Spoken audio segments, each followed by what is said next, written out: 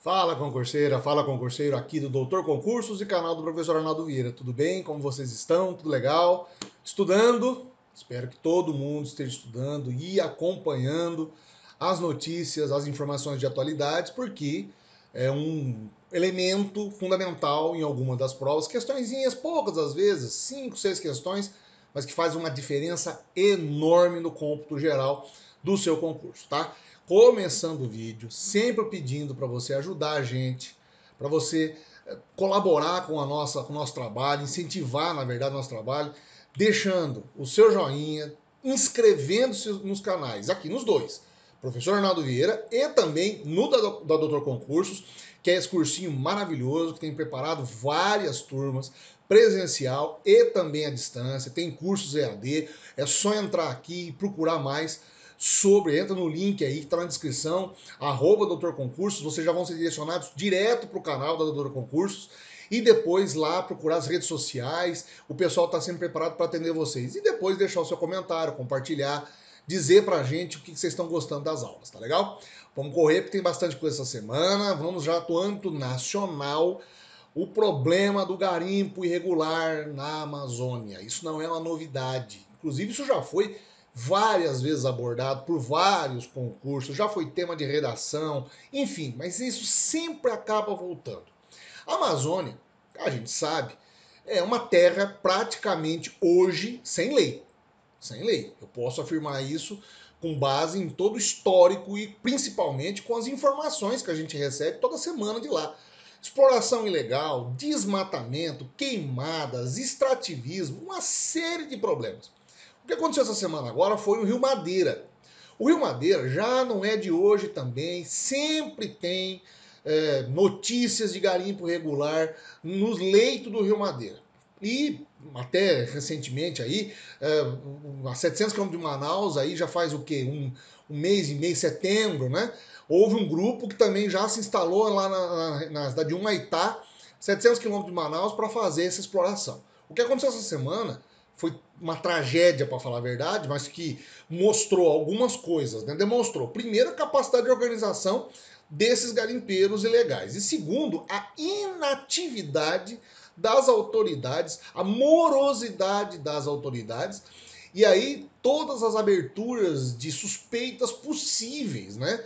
De pessoas que bancam e financiam esse tipo de extração mineral ilegal.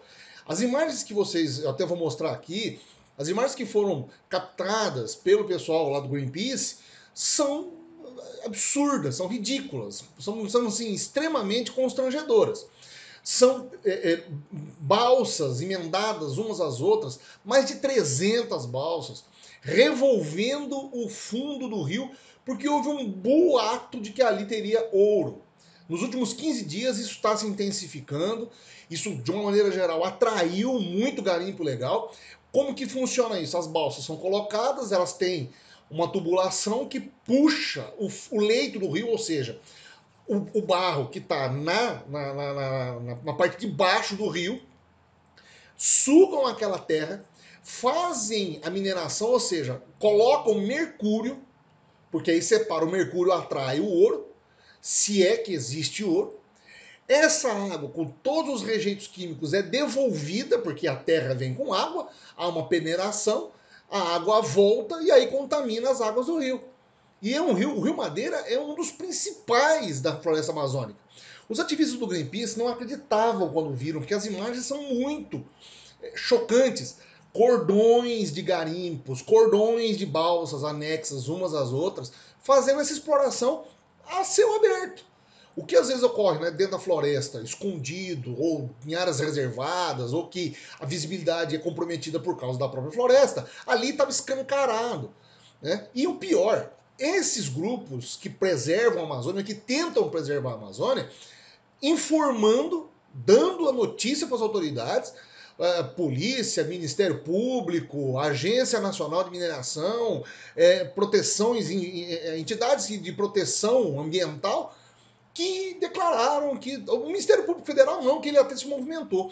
Mas aí, de uma maneira geral, olha, nós vamos programar uma ação, a coisa estava acontecendo ali a céu aberto. Ou seja, como as operações tem que acontecer destruindo o local, destruindo os equipamentos no local, o que aconteceu no final da semana? Os garimpeiros começaram a fugir depois que as imagens circularam o mundo, ganharam o noticiário, foram altamente comentadas, os caras já fugiram. Existem ainda alguns, mas muitos passados, e até agora a fiscalização simplesmente não procedeu. Pelo menos até o momento em que eu estou fazendo esse vídeo, eu não tenho informação de que haja algum tipo de ação contundente das autoridades para evitar esse tipo de garimpo e extração ilegal do suposto ouro, que nem se sabe se efetivamente tem naquela região, ou tinha ali, um boato fez com que esses garimpeiros todos corressem para lá e explorassem. A Amazônia já há muito tempo acaba sendo alvo desse tipo de extrativismo mineral irregular, ilegal,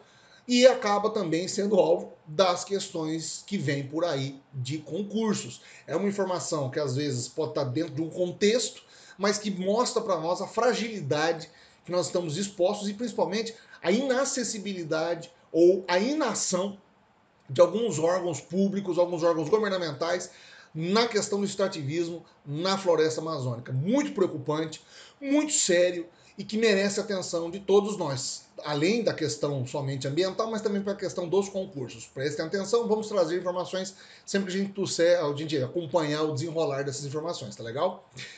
Outra notícia aí, já numa outra esfera também, dentro dessa questão ambiental, e nessa semana esses dois fatos, por isso que eu quis trazer esses dois fatos que não estão relacionados, mas falam sobre mineração e sobre, às vezes, as ações dos governos ou de entidades para punição dos responsáveis. A Polícia Federal concluiu, na verdade, o segundo inquérito, né? Na verdade, é o segundo inquérito, porque em setembro houve a federalização das ações, que foi no caso do rompimento da barragem de Brumadinho, que aconteceu em janeiro de 19. Agora são 19 pessoas, além da própria Vale e da TÜV-SÜD, que é uma empresa alemã que fez a certificação da segurança da barragem, que foram indiciados, dentro do inquérito apresentado pela Polícia Federal, foram indiciados e que agora vão começar, com as denúncias apresentadas, vão sofrer ações penais, podem sofrer os processos.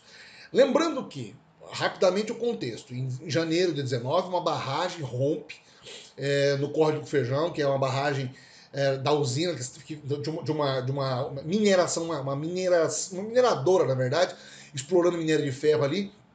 A barragem rompe, são 270 pessoas mortas, tem 8, acho que são 8 ou 6 que são desaparecidos, que até hoje as famílias não conseguiram enterrar, porque não se encontrou os corpos ou os restos mortais. Os dejetos arrastam por quilômetros, contaminam o rio, contaminam toda aquela região, devastam, na verdade, uma vila que tinha ali próximo, enfim. Um desastre ambiental, considerado um dos maiores desastres ambientais do Brasil, o maior desastre ambiental, mas considerado um dos maiores do mundo. A Polícia Federal, assim como o Ministério Público Federal, começaram as investigações. O Ministério Público Federal já tinha apresentado uma primeira denúncia, mas os advogados de alguns dos acusados no momento, isso em 2019 ainda, pediram a federalização do caso, ou seja, alegaram que alguns técnicos tinham falsificado documentos federais que foram apresentados para a Agência Nacional de Mineração. Isso faz com que haja uma mudança na tipificação do crime. Isso vai para um crime federal e aí pediu a federalização das ações, da responsabilidade, né? A mineradora, como um todo, acaba sendo, a Vale vai, inclusive, tenta prestar auxílio e tenta corroborar com as investigações na medida do possível, tal, mas as responsabilidades estavam sendo investigadas. O que basicamente aconteceu? Eles tinham informações de que a instabilidade estava sendo gerada na barragem e teriam, além de todos os crimes que foram acusados no pós-rompimento da barragem, previamente, com acesso que eles tinham às informações, nada foi feito. Não acreditaram na ameaça do que estava acontecendo ali e foram deixando a coisa acontecer. Essa certificadora, a TÜV-SÜD, foi contratada para fazer o levantamento. Ela tinha os dados, mas esses dados foram falsificados e foram apresentados para os órgãos de regulação, os órgãos de fiscalização, como se tivesse tudo bem, que a barragem fosse estável, o que acabou se comprovando que não era. o resultado final, 270 pessoas mortas, muitas perdas irreparáveis na questão ambiental, uma tragédia sem precedentes. Isso já caiu em concurso, mas essa modificação nova nessa semana, né, pode ser que dê aí margem para outras investigações, para outras notícias, e você precisa estar acompanhando, porque isto vai cair nos concursos, tá legal? Então é uma informação que ela é muito mais ampla, né? Não somente a questão da tragédia, mas agora a responsabilidade civil criminal. Existem processos, inclusive, rolando lá na Alemanha, né? Que talvez até o segundo semestre de 2022 também já dê uma responsabilização. Há também uma outra versão que no começo de 2020 foi feito um acordo que não participou, 20 ou 21, que não participaram as famílias das vítimas para indenizações, ou seja, agora uma batalha judicial dentro dos meandros do acidente, do desastre, mas o foco hoje está nessa informação dessa semana que acontece. A Polícia Federal concluiu o segundo inquérito, para falar a verdade, e agora responsabiliza essas pessoas já em âmbito de crimes de âmbito federal, tá legal? Vamos para o âmbito internacional? Não tem como a gente não falar, porque essa foi a notícia do final da semana, a variante Ômicron. Eu nas semanas passadas, e principalmente na semana passada, dá uma olhadinha aí, entra nos vídeos, eu já tinha mais ou menos associado essa questão das manifestações que estavam acontecendo na Europa com uma elevação de casos na Europa e a preocupação das autoridades. Mas até então não se tinham realmente dados específicos, ou se sabia, por exemplo, que poderia ser uma variante que estaria, uma nova variante da coronavírus, do Covid-19, que poderia estar ensejando isso aí. Essas informações ainda não existem confirmadamente, mas nos bastidores da imprensa como um todo se circula essa informação já, que essa variante Ômicron já está na Europa há um bom tempo. O que a OMS declarou na última sexta-feira foi a decretação do nome, né? É a variante B11153, que é muito preocupante. Ela entrou na categoria das variantes de preocupação. Por quê?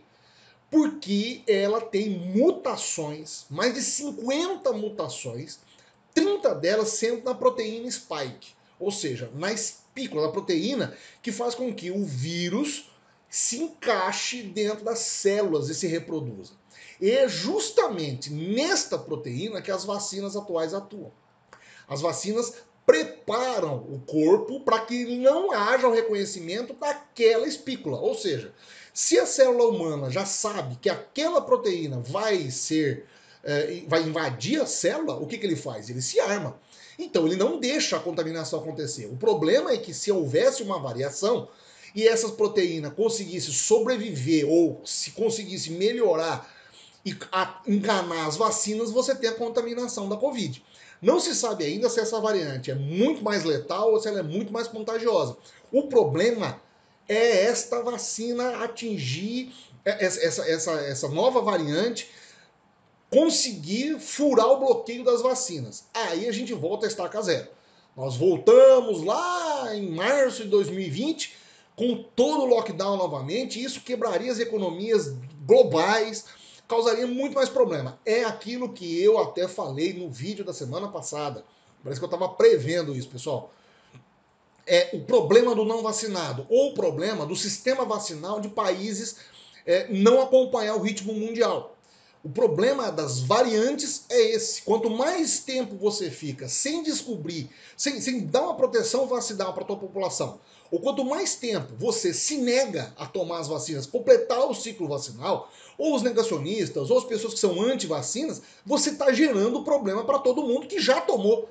É uma espécie de corrente que precisa todos os elos estar fechados, para que não tenhamos novas variantes surgindo por aí. Ao menos 10 países e territórios já anunciaram que vão proibir a entrada de africanos, vão fechar as fronteiras. Israel foi o primeiro país agora, no final de semana, que fechou o país, não está aceitando, mas nos aeroportos, ninguém que venha, os voos internos continuam, mas não está aceitando pessoas de fora, porque eles estão fazendo mais ou menos o correto, fechando o país e as fronteiras para que não haja contaminações. Você não sabe. A Bélgica já anunciou que tem casos lá, a Inglaterra também anunciou. Por enquanto, no Brasil, nós não temos informações, mas a gente não sabe há quanto tempo essa variante está circulando. Pode ser há meses que ela está circulando por aí. Agora, o que vai acontecer, essa preocupação maior das autoridades globais, é de tentar, claro, numa escala de vacinal, modificar as vacinas e começar a preparar novas vacinas para que comece uma nova etapa de vacinação preparando. Talvez até as vacinas comprovarem que conseguem ser resistentes a essa variante. Ela recebeu o nome de Ômicron seguindo a escala, né, do alfabeto grego, alfa, beta, gama, delta, e agora estamos no Ômicron. De uma maneira muito preocupante, essas suspensões de voos, por exemplo, é justamente para evitar que as pessoas circulem. Mas o grande problema é que já está circulando já faz algum tempo. E os casos da Europa que estão em elevação podem ter relação direta com essa nova variante. É claro que aí precisa de muito estudo. A própria OMS afirmou que leva no mínimo 2 semanas para tentar encontrar os dados, os números dessa variante, para saber se ela é mais infecciosa, se ela é mais letal, etc. É muito preocupante. É assustador a gente imaginar que quando a gente imagina que está tudo acabando, parece que vem tudo novamente. É muito preocupante mesmo, muito triste que a gente possa ter novamente uma nova onda, uma nova cepa, mais pessoas morrendo e às vezes uma inação, de novo, eu estou usando a palavra inação hoje bastante, né? Uma espécie de letargia, vamos colocar outra palavra, de governos em relação à vacinação das suas populações e das populações que negam a ciência, que negam a vacina e acham que todo mundo tem que criar anticorpos sozinho. Não existe assim, gente. Nós, infelizmente, temos que entender que as mutações acontecem e que a gente pode estar sujeito a isso. Isto tudo que eu estou dizendo pode ser, sim, explorado nos concursos com essa nova variante. A gente vai continuar acompanhando. Eu vou trazer sempre informações toda semana para vocês aqui, para você ficar preparado para isso, tá legal? A última informação dessa semana, já mudando um pouco, talvez aliviando, mas é uma novidade, uma curiosidade, para falar a verdade, na questão espacial e do avanço tecnológico, é a missão DART, que foi lançada essa semana pela NASA, que consiste numa primeira tentativa do ser humano de evitar que tragédias maiores aconteçam no âmbito espacial. Se você é da minha geração, né, ou gosta de cinema, você deve lembrar de 2 filmes. Um chama-se Impacto Profundo e o outro chama-se Armagedon. Esses 2 filmes, no final dos anos 90, fizeram muito sucesso no cinema, abordando uma história, né? E a história era que um grande meteoro estava vindo em direção ao planeta Terra e conflitos acontecem, mas basicamente quais seriam as ações dos governos em relação a evitar que essas tragédias acontecessem.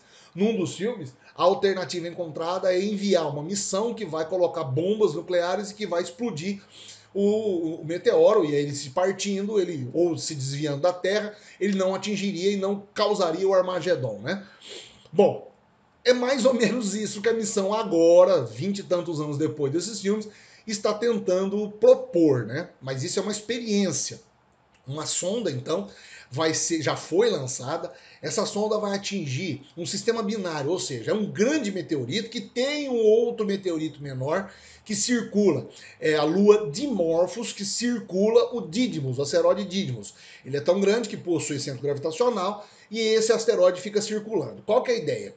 Uma das sondas, a sonda, na verdade, DART, ela vai atingir o asteroide Didymos e vai ver se, com a força do impacto, ele consegue alterar por alguns milímetros ou centímetros a rota, a gravidade, o jeito deste asteroide circular em torno da Lua, em torno dessa Dimorphos aí. Se isso for possível, a tecnologia vai estar comprovada, ou seja, se eventualmente no futuro nós tivermos algum tipo de meteoro que venha até o planeta Terra, Parece seria coisa de possível então ficção lançarmos. científica. Deixa eu até Uma baixar um pouco sonda da aqui. NASA vai se espatifar contra um asteroide. Isso, eu deixei o áudio. Se isso acabar acontecendo, o que vai acabar, de uma maneira geral, nos beneficiando? Nós teremos a capacidade de desviar esses meteoros que são previstos com muita antecedência para que não caiam na Terra, ou que pelo menos eles se espatifem e atinjam a nossa atmosfera em pequenos pedaços. há uma simulação, a NASA lançou aí uma simulação, como a gente está trazendo, como eu estou mostrando para vocês, o que saiu na imprensa. Pode ser que dê certo, né? Eles acreditam sim, pelas contas, que vai dar certo, mas há uma possibilidade desse satélite passar reto e não atingir o meteorito. Enfim, todas as possibilidades são capazes de acontecer. As imagens talvez vão acontecer, esse impacto deve acontecer no segundo semestre do ano que vem. Eu também espero estar aqui trazendo informações para vocês. E isso é interessante para que você estude para os concursos. Eu sempre trago notícias espaciais, porque elas volta e meia caem nos concursos aí, e vocês têm que estar preparados para isso. São informações que mostram como que o avanço da ciência humana na questão das vacinas é muito legal, mas também nessa exploração espacial podem aí nos mostrar novas fronteiras ou estabelecer novos estudos em relação a esse vasto cosmos que a gente mora e que a gente habita. É uma informação que eu achei muito legal, muito interessante, importante vocês conhecerem, então eu estou trazendo aí para que vocês todos entendam e compreendam o que tem de muito grande nesse universo e para que você saiba e se prepare para os concursos que virão, tá legal? Essa semana é isso, gente. Espero que vocês tenham gostado. Deixem os comentários, tá? Deixa o joinha, claro, deixa o like. É muito importante para nós, porque populariza, divulga isso. Inscreva-se nos canais, se você ainda não é, se você chegou aqui, está procurando conteúdo de atualidades para prestar concurso, por favor, inscreva-se nos canais. Toda segunda-feira a gente lança o vídeo nessa collab que a gente faz já há muito tempo mesmo, que a gente tem essa parceria e é muito importante, muito legal ajudar vocês, tá legal? Um grande abraço, pessoal. A gente se encontra semana que vem. Até lá.